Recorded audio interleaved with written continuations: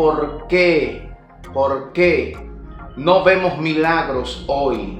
A veces me preguntan y me dicen, varón, ¿por qué en la campaña nosotros no estamos mirando los milagros? ¿Por qué cuando las personas pasan, las personas siguen enfermas? Varón, ¿y por qué esto, aquello, lo otro? Sí, déjeme decirle, hoy vamos a hablar de los milagros. ¿Los milagros existen? Sí. Dios hace milagros. ¿Lo hace como en la Biblia? Sí, Dios hace milagros como en la Biblia. Dios es el Dios de los milagros. Dios es el Dios poderoso. El mismo Dios de ayer es el mismo Dios de hoy y va a ser el Dios de siempre. Él es el alfa y el omega, el principio y el fin, el primero y el último. Dios nunca deja de ser. Pero ¿qué es lo que está pasando? Varón, explíquenme. ¿Qué es lo que está pasando? Miren, los milagros se producen para producir fe.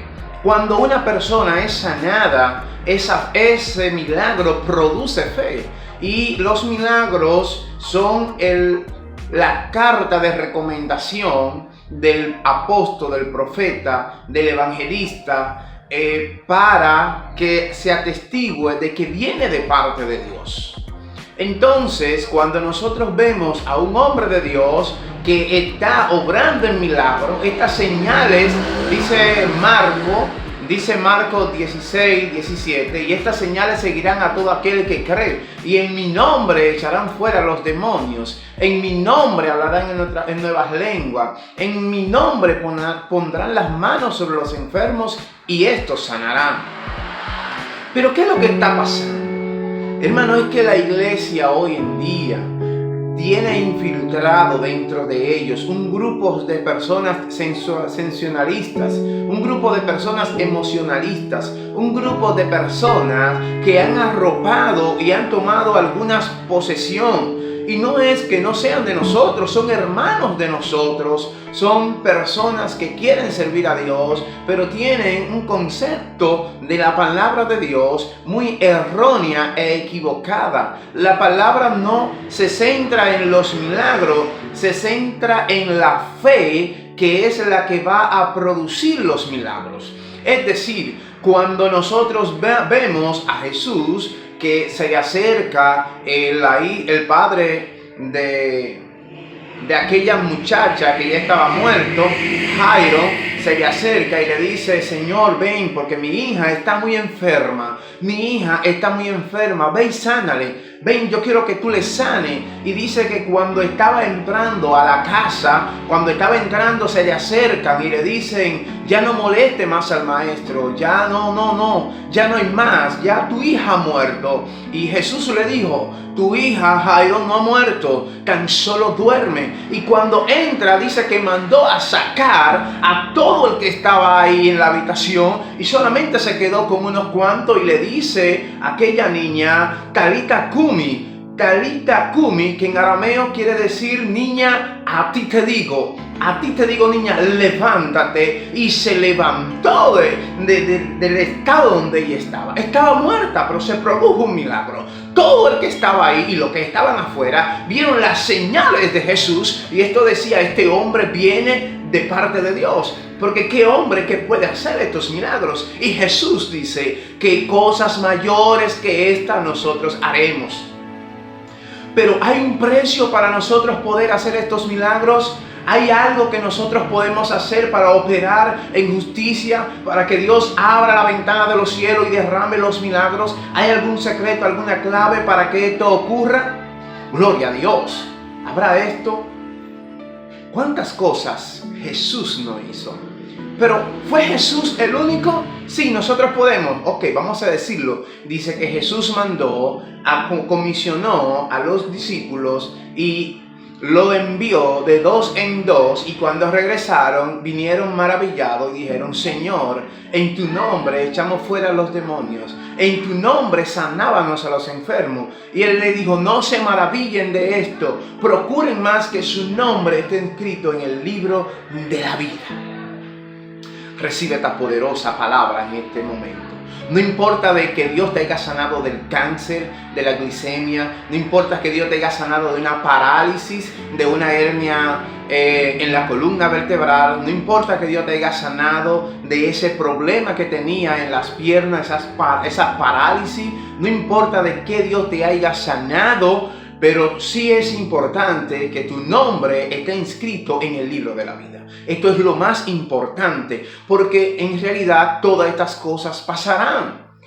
Entonces, este es el grave error que tienen las personas, que no se concentran en la palabra poderosa de Dios, sino más bien en los milagros. Y dice Jesús: esta generación perversa y mala demanda señal, pero esta señal no le será dada, sino la señal de Jonás. ¿Cuál es la señal de Jonás? Que duró 3 días en el vientre del pez. Asimismo como el Señor. Y ni siquiera con esta señal las personas creen. Entonces, ¿para qué sirven los milagros? ¿Para qué sirven? Sirven para producir fe, pero una fe efímera, una fe que se esfuma, una fe que se va, una fe que no perdura, una fe que es de poco tiempo. Y es algo que tú debes de saber. Es algo de que cuando tú crees por algo que tú hayas visto, mañana deja de creer, porque vienen diferentes problemas, vienen diferentes dificultades, pero es necesario que creamos en nuestro Señor Jesucristo y que su sacrificio en la cruz del Calvario fue el mayor milagro que nosotros podemos recibir. Cuando tú veas a Cristo en la cruz del Calvario, reconócelo como el mayor milagro que Cristo ha hecho en tu vida. Y yo me preguntaba, y sé que algunos de ustedes hacen esta pregunta, yo le decía al Señor mientras estaba en un servicio, y le dije: Señor, ¿por qué las personas no creen lo que tú estás haciendo? Un mensaje poderoso, un mensaje que llena de vida, un mensaje que ha trastornado los corazones, mas las personas están secas, eclécticas, están vacías, están huecas, están muertas espiritualmente. Y yo le decía al Señor: ¿y qué es lo que está pasando? Y es que el Señor me decía en el Espíritu: es que no quieren escuchar, es que ellos quieren escuchar palabra de hombre. Y yo me entristecí y veía cómo el predicador quería motivar a las personas a que tuvieran fe, mas ellos no tenían fe. Y es que no quieren escuchar la voz de Dios. La palabra de Dios dice: a lo suyo vino, mas los suyos no le recibieron. Mas a lo que le recibieron le dio potestad de ser llamados hijos de Dios. No todos somos hijos de Dios. No todos somos hijos del Altísimo. Son creaciones de Dios. Personas que están preparadas para la ira venidera. Y todo ojo le verá en aquel día de lamentaciones. Hoy la naturaleza, aquella generación perversa y adúltera que está demandando señal, la misma naturaleza le está dando señales de que es el fin de los tiempos. El deshielo, el decalentamiento global, los terremotos, los problemas políticos, las crisis, las plagas, cuántas cosas, las enfermedades, la pandemia, tantas señales existen hoy en la tierra que demandan de que nosotros empecemos a buscar más de Dios. Alabado sea Dios. Este es el momento que me gustaría que tú te acerques a Cristo. En ese problema que tú tienes, en esa dificultad que tú tienes, no importa cuál sea la situación, no importa cuál sea la crisis, ahora yo quiero que tú te acerques a Cristo.